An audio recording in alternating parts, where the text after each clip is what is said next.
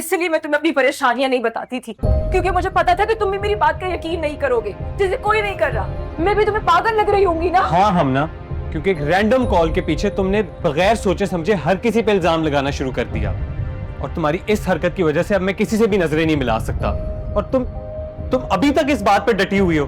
डटी हुई हूँ और डटी हुई रहूंगी, क्योंकि मुझे सब समझ आ गया। समझ नहीं आया तुम्हें हमना, सिर्फ तुम्हारे सर पे हुमायूं भाई की नफरत का भूत सवार है, और मुझे यकीन है कि जो तुम्हें कॉल भी आई है ना, ये भी सिर्फ उनके अगेंस्ट बरगलाने के लिए आई होगी।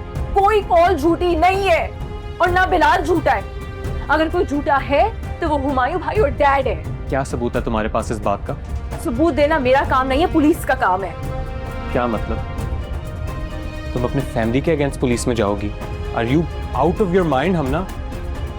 कुछ ऐसा नहीं करोगी और तुम कहीं नहीं जाओगी। तुमने जो करना था कर लिया, अब मैं तुम्हें किसी और को परेशान करने नहीं दूंगा। लिसन शाहिम, बिलाल अपनी जिंदगी में बहुत खुश था। वो अपनी माँ और बहन का वाहिद सहारा था। यहाँ तक इंसाफ दिलाने के वादे भी मैंने किए। देखो, अगर तुम मेरी मदद नहीं कर सकते तो प्लीज मुझे रोको भी मत, क्योंकि मेरे लिए सबसे ज्यादा अहम है किसी मासूम और बेगुनाह की जान ना चली जाए। और मेरे लिए सबसे अहम मेरे भाई की इज्जत है। ठीक है, फिर तुम भाई की इज्जत बचाओ और मैं बिलाल की जिंदगी।